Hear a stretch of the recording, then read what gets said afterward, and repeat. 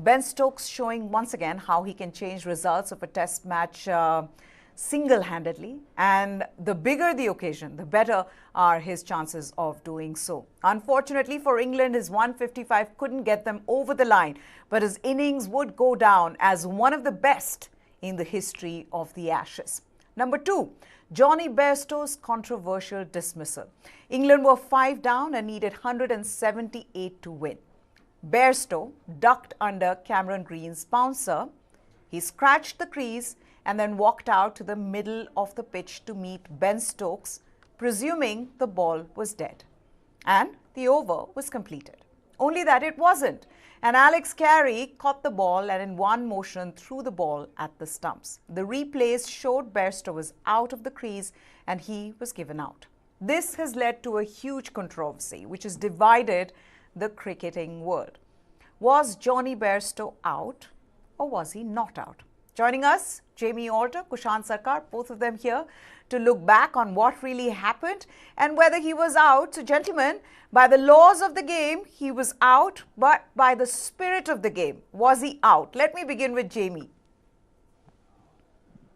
Yeah, good evening, Maya. Good evening, Kushan. See, it just comes down to that, right? My bigger problem is this debate or this dialogue, this narrative on the spirit of cricket getting muddled with the rules, right? What this is doing, it's just making it complicated.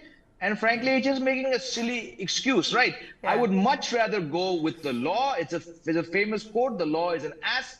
That's fine, but the law is there, right? This interpretation of what the spirit of cricket means, that is totally subjective. This changes. And if we're talking about the spirit of cricket, these bacon and egg tied old white gentlemen sitting in the long room, very conveniently sitting in the same club. They're members of the same MCC, which wrote the blooming laws of cricket. Now, when they're doing all this, then the spirit goes out the window. So it's just something which is actually taking away from the bigger picture, which is that England, despite playing some rather average cricket across this test match, could have, and I would say rather should have, won this match. I think it's just a convenient sideshow. It happens when the emotions are high. It happens when the crowd is backing you, and all of a sudden one of your best players makes, frankly, let's accept it, a rather stupid call. So I get why this hue and cry is there, but this whole let's put the laws in one side and the spirit of cricket in the other side, because to my mind they're two very different things.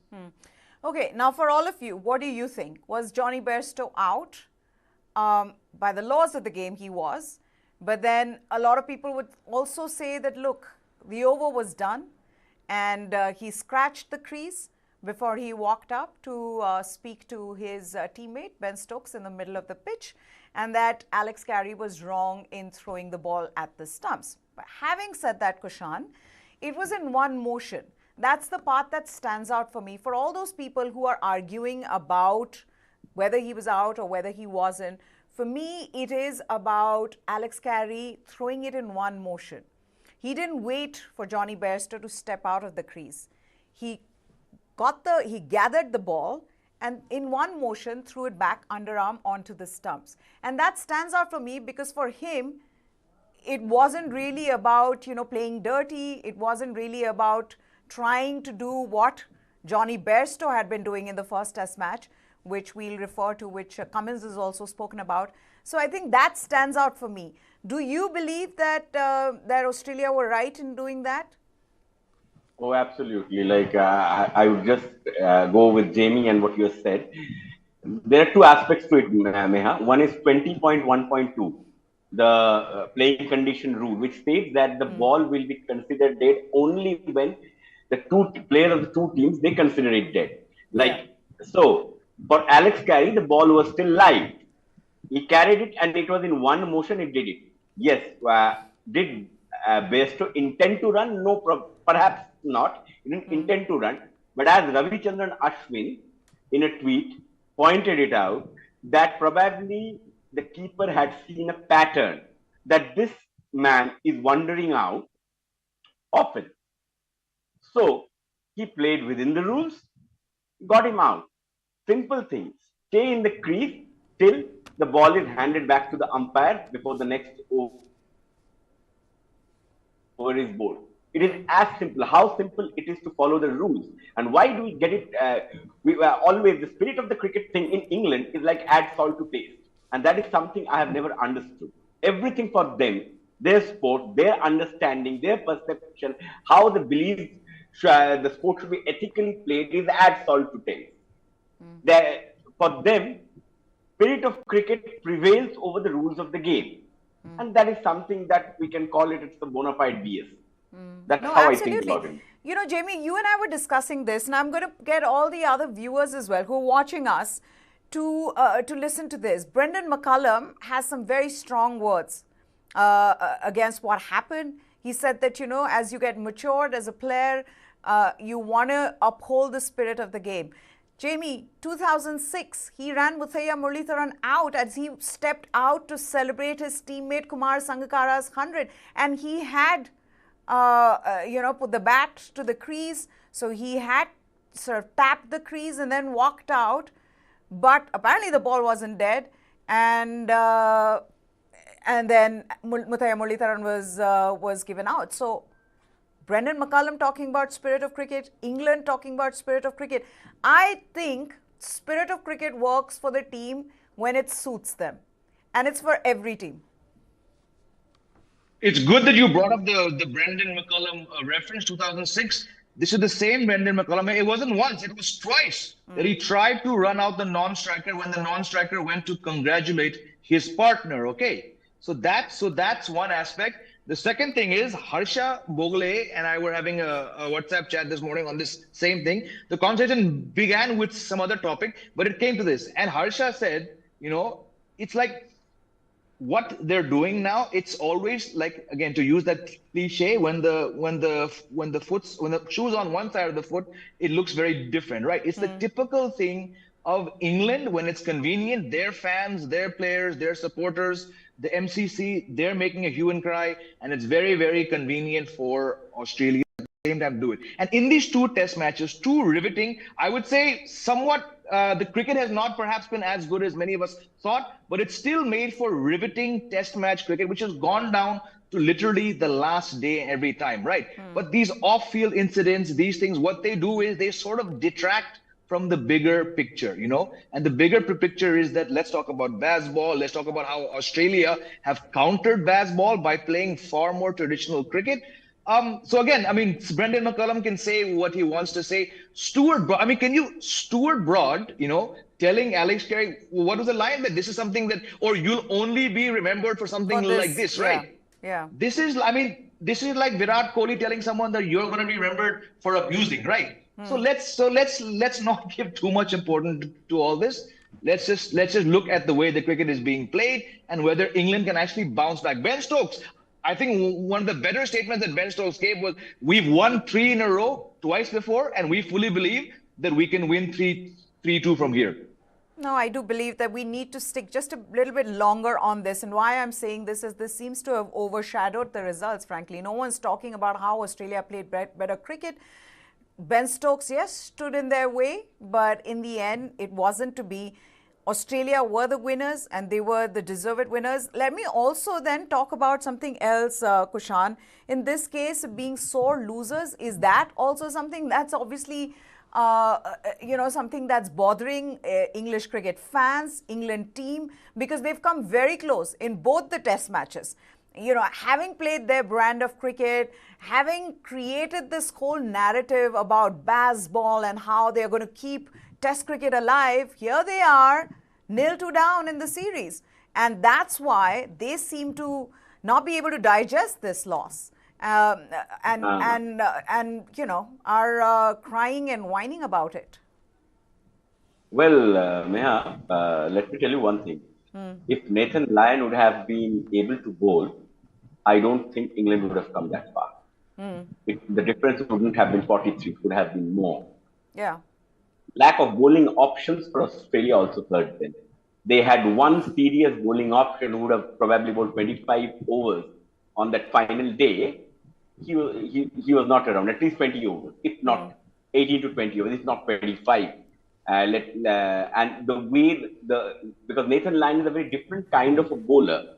Yes, he becomes more dangerous if the surface is conducive But even without the help of the service, because of the kind of bounce he gets, he could have been dangerous. It could have been a bit different. So to say that Ben Stokes would have played the same kind of innings, that impact would have been same had Nathan Lyon also been in operation. That's a subjective debate. So that is one part of it. And about being so losers, if you see the English papers today, the kind of thing, spirit of cricket reduced to ashes and that kind of smart ass headlines, you'll find all of them throughout, running through the English papers, pathetic Pat and all. So that is the Fleet Street gang. You don't take them too seriously, do you? Like, obviously you want to read because they that's very good English that you read. But in essence, do you want to read them when they are trying to be supporters of 12th men? No, I don't think so. I don't take them seriously when they make these kind of comments.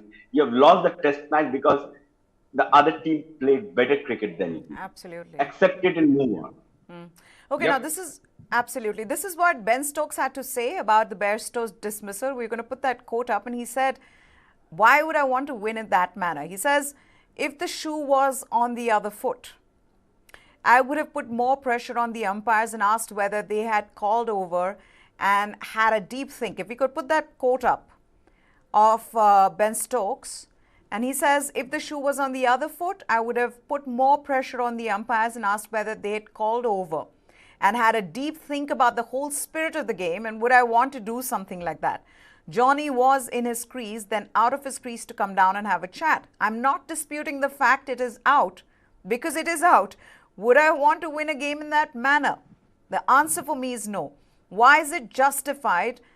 When is it justified that the umpires have called over? Are the on-field umpires making movement? Is that enough to call over? I'm not sure.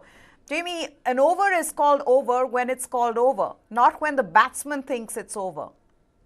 Exactly. And just to bring it to our readers, our viewers' attention, in case they didn't know this, you mentioned that when Alex Carey took the ball, it was an immediate, swift release, right? When he took the ball after it was Cameron Green, after Bairstow ducked, Carey collects the ball and he throws the ball immediately, right? It's like a reflex. At that time, Bairstow was in. When the ball made contact, in that, 1 second probably, that time he left the crease. Did he look to the umpires?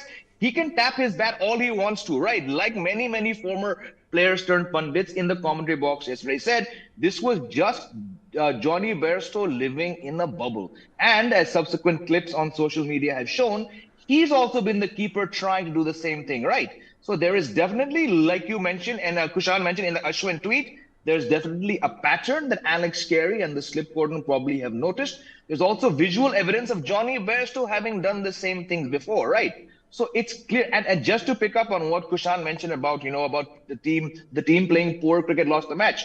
Even at Edgbaston and here, look at both test matches.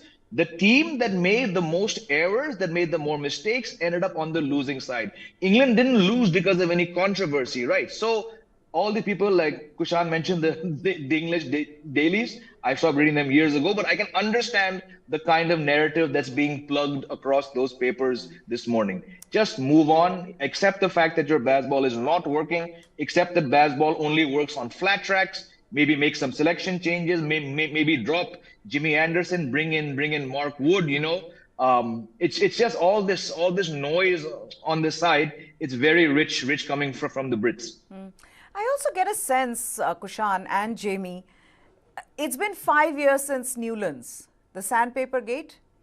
And I'm wondering whether some of it has to do with this sense of moral superiority that England feels against Australia. Is that something you get a sense of? Because, at the end of the day, the whole world is saying that they were wrong, that Bairstow was clearly out. I think the whole world, other than the English fans and the team and former cricketers from England, support that. Do you get that sense as well? That, they seem to be now this team that England can say, they're cheats, they are losers, because of what happened? You want me to answer that, Neha? Yes. Yeah. So here, also it's the case of pot calling the kettle black. Like, Just a few days back, on this show only, we were discussing about the damning review report Absolutely. that had come out. So before questioning anyone else's ethics, you should look into the mirror, look into your own self, into your own cricket establishment, and see how you have run the game, how you have treated the Asian diaspora that plays cricket in England. And this is not something that I am saying or you are saying. This is something that a review report is saying, which is so damning that now they've had to find one of their most traditional county cricket clubs £500,000. Yeah, So, absolutely. talking about ethics is something that is, I think it's fashionable for English cricket establishment and its media, but I think they could just do a bit more with a bit of more soul searching on their part of how they have been running the cricket. And if you're talking about ethics and on the social context, where we could bring in a lot more, the debate could be on a wider scale, I think. Absolutely. I also want to ask the question, is it time to do away with this whole spirit of the game business? That's one thing. Done away with. Yeah, okay. But no, I mean, players keep going back to it. Fans keep going back to it. So what will it take? That's one thing. But first, let's also look at what Pat Cummins, the Australian captain, had to say about that Bairstow dismissal. And he says it was fair play. That's what he goes on to say. He says, I think Carey saw it a few balls previously. There's no pause. You catch it and have a throw. I thought it was totally fair play. That's how the rule is. I know some people might disagree a lot, but just like the catch yesterday, the rule is there, and that is the way I saw it. You see Johnny do it all the time. He did it on day one to David Warner. He did it in 2019 to Steve Smith. It is a really common thing for keepers to do it if they see a batter keeps leaving their crease. So Carey, full credit to him. He saw the opportunity, rolled it at the stumps. Johnny left his crease. You leave the rest to the umpires. Jimmy, we don't see the spirit of the game in any other sport, really. It's only when it comes to cricket, the gentleman's game, we all keep going back to the spirit of cricket. And Ravichandran Ashwin has very strong views on it. There are some others who believe that it's, spirit of the game cannot contradict the laws of the game. And so maybe it's time we just say, what is spirit of cricket? It is within the laws, within the rules of the game, so it's right. Absolutely, Mia. And how often will the MCC have to go back and tweak, law dash point dash what it is because of some hue and cry, some controversy? Every time, and we all three of us are fully aware, the spirit of cricket is brought up. It's because one team feels aggrieved, one team has felt cheated, one player has felt cheated, right? Yeah. Ashwin, Joss Butler, many times, and let's not forget, it was at this very Lord's ground 4 years ago that England won a World Cup because of a throw from the deep ricocheted off Ben Stokes' bat. And then it came down to a boundary count, right? So there are some bizarre rules. There are some bizarre claims of what the spirit of cricket is. Like you said, I think we should just do away with it because it's not about this. It's not about 2019. There's ample examples when it's been brought up. It's been refined to suit someone's agenda. One team has ended up on the wrong side. So someone has tried to stump someone on 99. Someone has bowled a wide when Virender Sehwag is batting on 99. Enough of this, Just do away with it and just come down to what the rules are. Yes, tweak rules when you need to, but don't tweak rules because of pressure from social media or a top team or a top player. Just let the rules be it. Spirit of cricket is, frankly, a very, very flimsy stance for anyone to be taking in these times.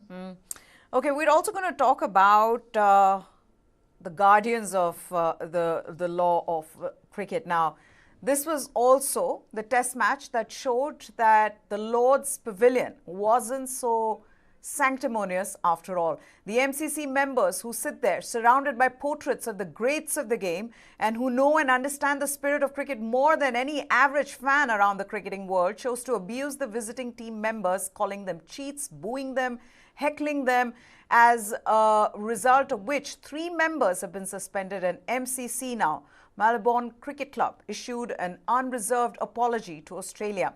Khwaja and David Warner were seen retaliating to the abuse as they got into a heated exchange with some of the MCC members. Listen, and we're going to play that clip again for you.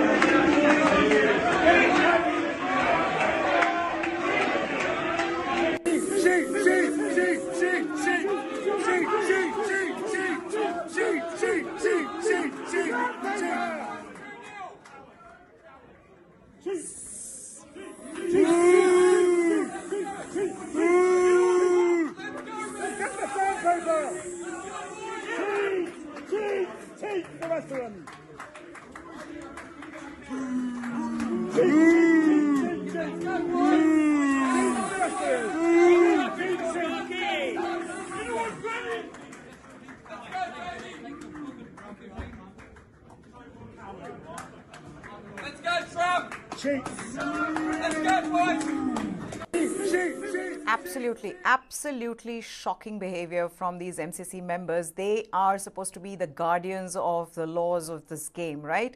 MCC, Lords, home of cricket.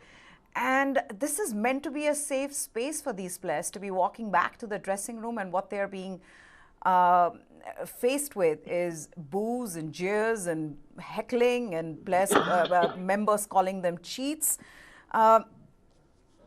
3 members have been suspended after this. Is that enough, Kushan? And what about these men being the guardians of the law of cricket, as I've been saying? This is absolutely shocking. This is hooliganism. This is bullying. And you can't be doing this because these players have no choice. They have to walk back to the dressing room. Where is the security? Well, 3 members have been suspended.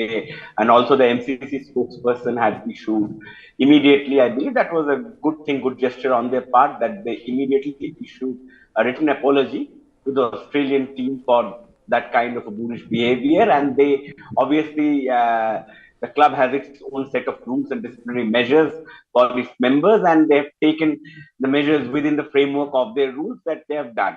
Now, the question is, how much importance are we going to give to MCC, to Lords? Like, how much of importance? That is the question in today's day and age. Is it still the same?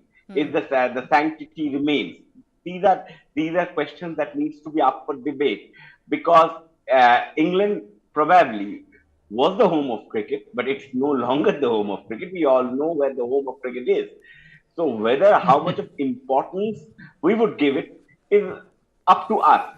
Yes, for England, for those members, for those stiff upper lip sitting in the members' stand, it will be a bit different for them all their lives. But that doesn't change the fact that we shouldn't be taking them seriously. The world cricket has changed, that it has gone through a paradigm shift, how the world cricket is being perceived economically and in every sense of the term. So we don't need to take these people very serious. They can take themselves seriously. Everyone is entitled to that. But we don't need to take them too seriously.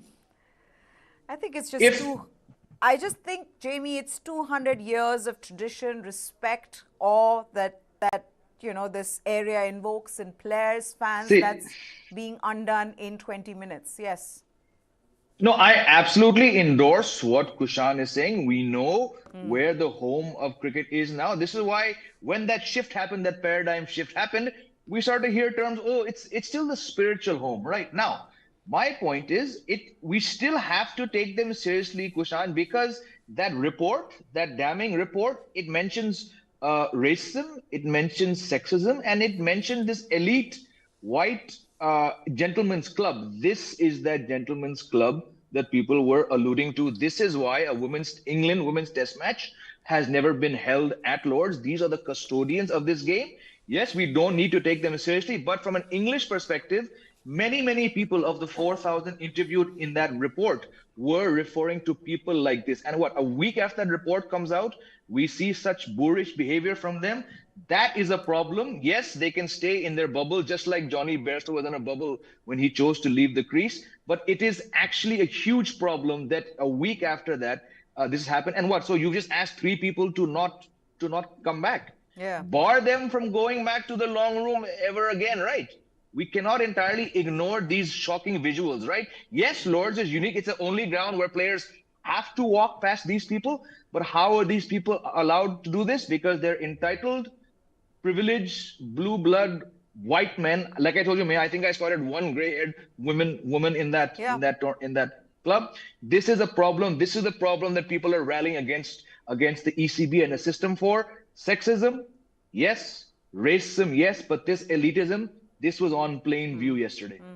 It wasn't until 1998 that women were allowed in this pavilion. Jamie's talking of sexism. It wasn't until 1998. The English team hasn't played, the women's team hasn't played a test match at Lord's. But look at this, 1998 is when MCC voted to admit female members, thereby ending more than 200 years as a men-only club, although an exception had long been made for Britain's Queen Elizabeth II.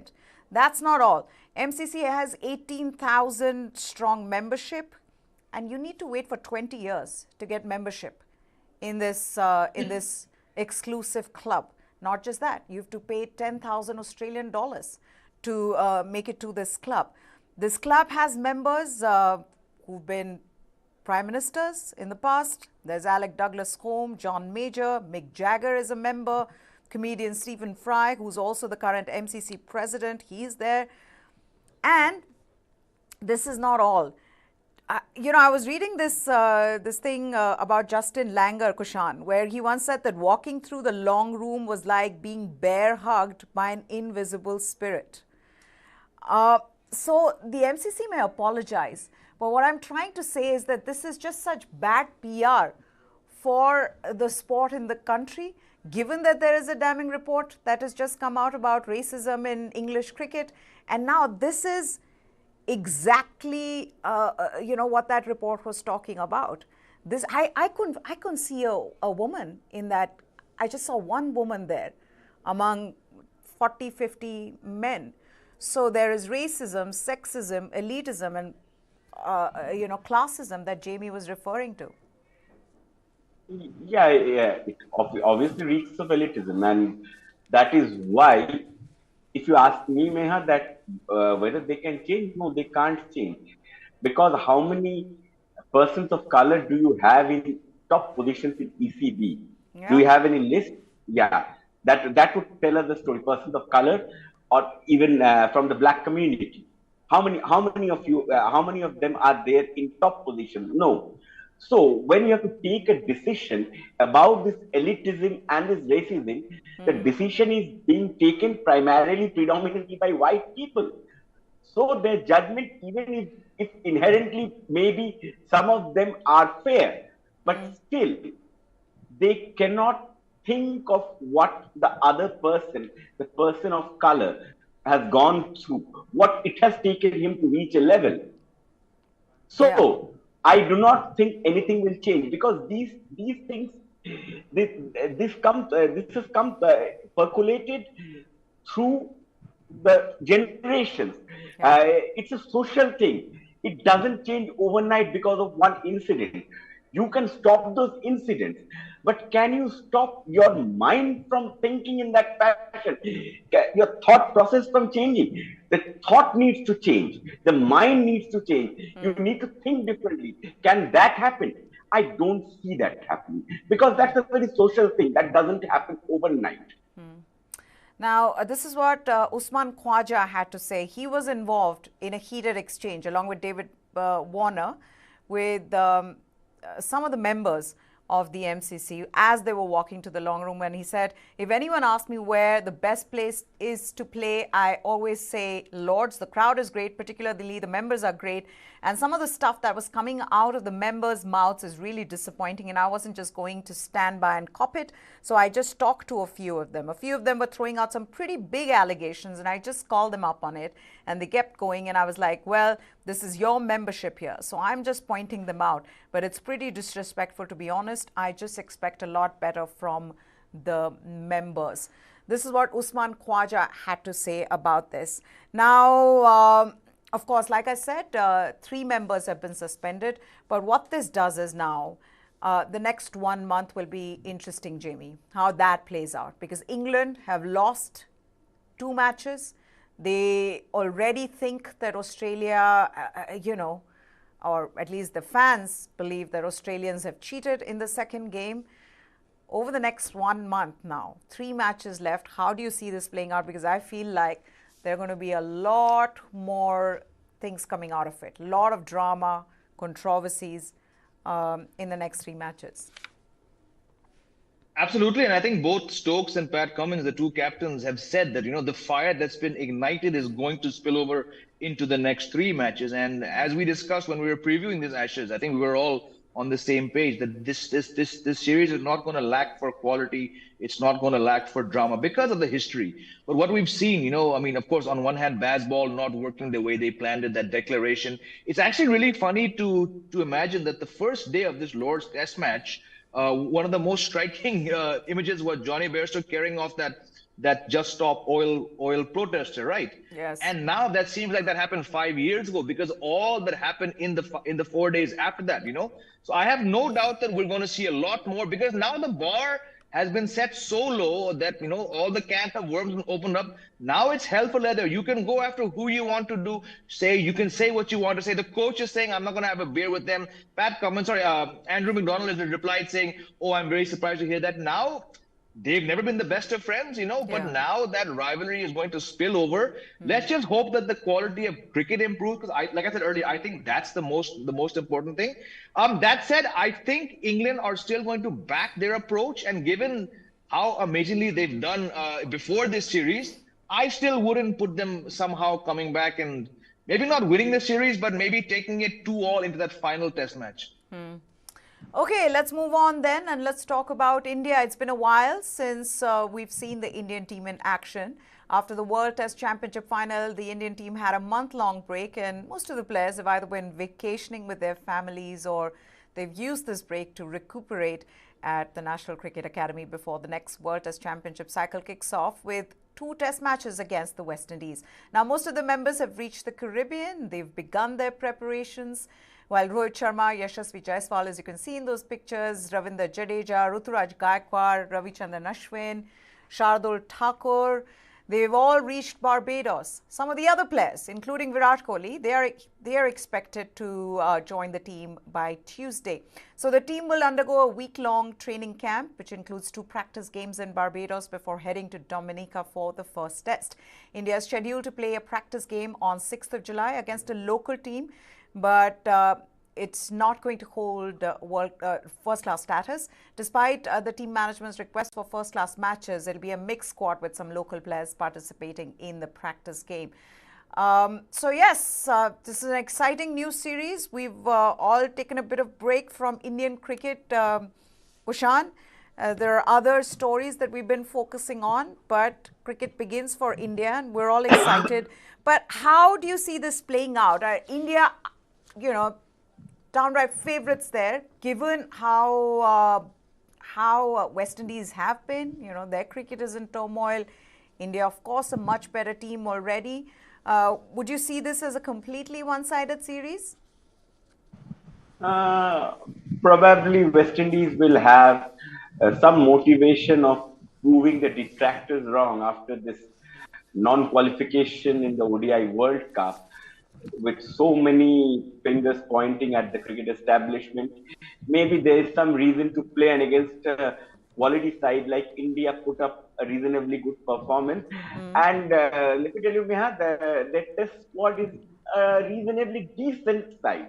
I wouldn't say that they are as good as an Indian side, full strength Indian side, but that's a reasonably decent side. So there could be some amount of fight, and obviously it depends on the kind of pitches that we are going to get in Dominica and in Port of Spain. I think those are the two test matches that we have.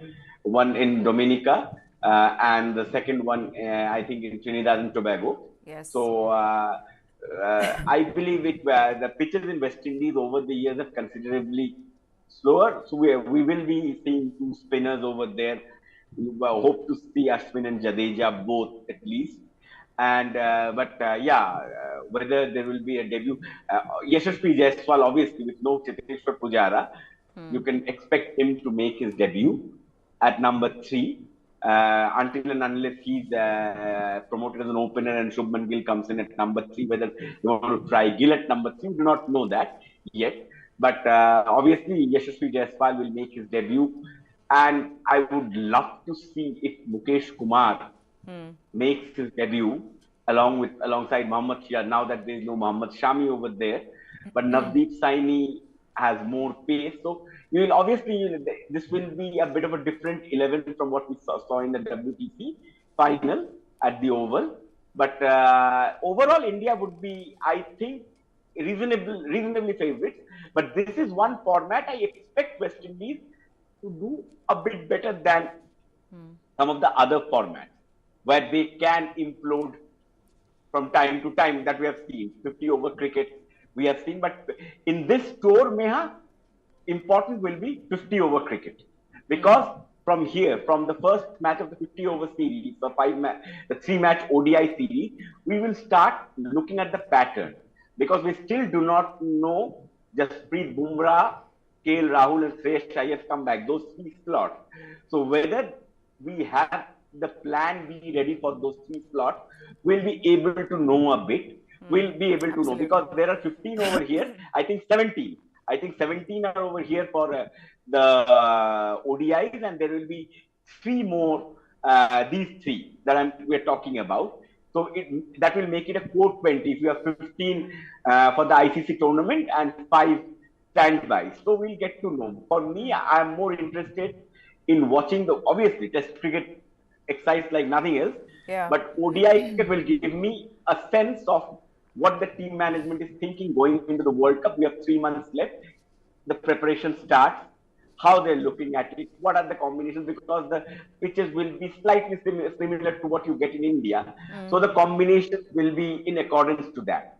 No, absolutely. I think it'll be interesting to see what they do in terms of, who the wicketkeeper will be in the ODIs as well, in the absence of Rishabh Pant and KL Rahul.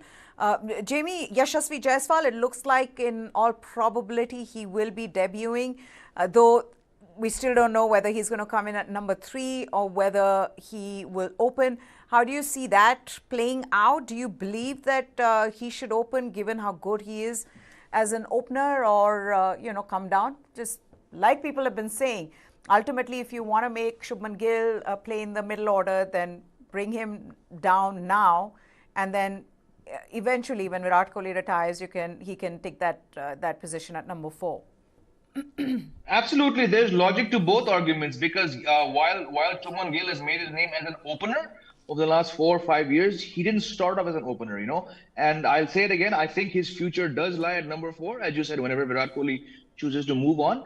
Yashasvi Jaiswal is someone who's the current flavor of this season at the uncapped level. He's also fully capable of batting at number 3. And frankly, I don't see a massive difference in technique or approach between openers and number 3. Most teams, and India especially when they're overseas, often do lose an early wicket. And if you look at Cheteshwar Pujara, the amount of times he's had to walk out in the first 5 to 7 overs of a test match, perhaps no other number 3 has had to do that, So whether it's Jaiswal, who I agree with Kushan, it looks like he's the front runner to make his debut in that first test as compared to Ruturaj Gaikwad.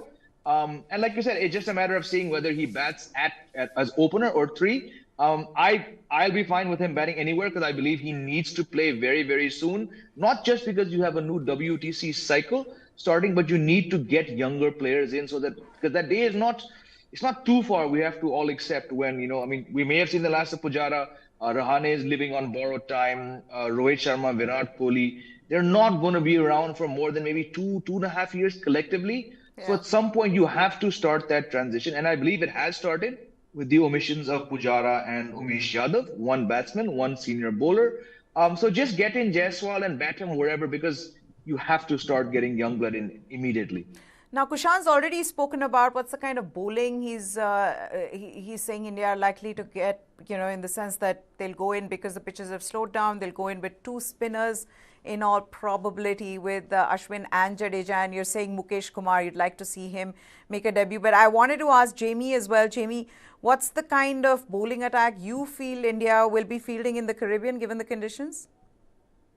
Yeah, look, we've seen Ashwin and Jadeja have played there. The conditions are, I wouldn't say they're really Asian conditions, but definitely two spinners on the card. And how often have we seen Ashwin and Jadeja, separated when it comes to overseas tours? So I believe if there's one country outside of Asia where both Ashwin and Jadeja should play, it is the West Indies, and it's just a two-match series. The importance of players like Jadeja and Ashwin, both in their early 30s, given the fact that this transition we're talking about, they have massive roles to fill. Yes, Akshar Patel is also there, but three spinners in the West Indies would surprise me. So, and I'll also back what Kushan said. If you pick Mukesh Kumar at 29 based on his success at the domestic level, particularly at the Ranji level in the Leap Trophy, even for India A, then by all means play him now because we know Yeah. once Mohammad Shami comes back, Mukesh's chances are going to become very slim. You picked him. You need a fast bowler. Play him in both Test matches. What about Ajinkya Rahane? I think all eyes will be on Ajinkya Rahane as well, given everyone's been talking about his comeback, Kushan. And it's been quite the comeback, be it the IPL World Test Championship final. Nobody would have expected this. I mean, even if you say maybe 3 months back, if anyone said that he'd not just be playing the World Test Championship final, but he'd be elevated to vice captaincy, people would have said that's impossible. And here he is. He averages over 100 in the 6 tests that he's played in the West Indies. How do you see him performing there? Well, Rahane, I expect him to do well because he'll be carrying that confidence of playing in tougher conditions in England. The conditions will be comparatively easier. The quality of bowling attack will be slightly, or should I say, significantly inferior to what he faced in the WTC final. So the chances of success are way more, and consolidating his position for another 6 months till the tour of South Africa. Now, the interesting part is that vice captaincy. I recently interviewed former Indian captain and former BCCI president Saurav Ganguly, and he wasn't particularly very amused at this idea of Rahane's elevation to vice captaincy. He said that if there's Ravindra Jadeja, why not Ravindra Jadeja, or why not someone like Shubman Gill? Like he said that I'm not saying it's a backward step, but just after one test match, what's the rationale? Now, what I have been speaking to some of the relevant people, what they feel is that they don't want to overburden Shubman Gill right now. The thing is that even when we say that we are looking at one match at a time, I'm focusing on the process, I don't want to look too far ahead. But today, if a 23-year-old is suddenly made the vice captain, it will be at the back of his mind that maybe somewhere down the line, I will be the captain, and that can govern how he's playing the game. Sure. At this point in time, Shubman Gill is playing some of the best cricket of his life. And you want him to do that, continue that till the World Cup. Before the World Cup, you don't want his mind to be cluttered. You want an uncluttered mind who only concentrates on his batting and scores those runs for India across format. So possibly that is a thought process. Now, after this, there is a long gap. Even Rohit Sharma, as Jamie has always mentioned, Rohit, despite having the best average among the Indian top order in the last 3-4 years, Rohit also needs to score. But after that, you have a 4-month gap. So there is a lot of time to take a decision. Like no decision will be taken immediately. Whether Rohit decides that what kind of format he wants to play. Probably he will want to play test matches because in any case he will not be playing T20 internationals anymore. Very less chances of that happening for all practical reasons. So there are two formats. That is, one is ODI and one is the test matches. So why would he like to leave a format, or does he think in this fashion that, okay, fine, I have a chance of making a T20 comeback, but the probability is way more than me seeing through till the end of this WTC cycle. So there are a lot of things. So probably in that transition phase, just like Anil Kumble handled before Mahendra Singh Dhoni took over, the 2007-8, a small short window where we saw Anil Kumble captaining India, someone who was a very capable captain, but obviously Saurav Ganguly was, and then Rahul Dravid was captaining India. So I do not know, maybe I'm trying to put my selector's cap on and think that that could be a kind of a trigger, that if in case Rohit doesn't want to captain, the burden of captaincy of Test cricket, or he just wants to play Test cricket, maybe this is the man who would guide, and then we would have someone younger as an apprentice and preparing for the role, maybe before, after the big 5-match series against England. As far as I am concerned, until and unless there is some kind of a debacle in the World Cup, I would still see Rohit Sharma going to South Africa, until and unless he takes his own decision, something like Mahendra Singh Dhoni did one fine afternoon in Melbourne in 2014. Something like that. If that happens, I do not know. Rohit Sharma is his own man, and a very strong man with a very, and he takes his own decisions. So if that happens, that is a different issue. But unless till the 5 Test match home series against England, you will not see a lot of changes, because after that 5 Test series in England, you next play against Bangladesh and New Zealand at home, and that will be after a good 5-6 months. Yeah, you're playing everybody at home until you go to Australia next year. Yes, which is towards the end. Yes, and after the 5 Test series, the Anthony De Mello Trophy that we call, when it's played in India, after the Anthony De Mello Trophy is played in February and March probably, we will have a good 5 or 6 months to think and prepare, because you will still have 1 year to prepare for the next transition phase, and maybe 25 to 27, you will have another core ready. So you have that time. Okay. But before that, the World Cup is there, Neha, and World Cup will decide a lot of things.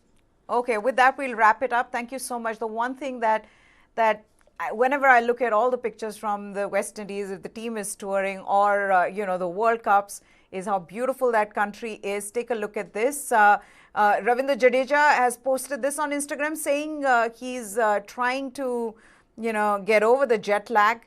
But I think that's a perfect place to feel refreshed and, just sort of enjoy the scenery around. I think this probably has to be the prettiest place. I know Jamie hasn't traveled to the West Indies. Kushan, have you quickly? No, I haven't, never been to the West Indies. Okay. Maybe someday we'll go and cover a series in the West Indies. But guys, thank you so much for taking the time out.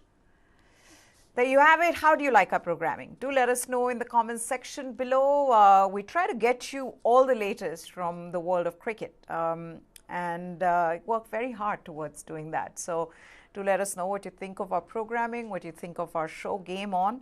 And that's it from us. Also subscribe to our channel if you like our programming. Goodbye. Thanks for watching.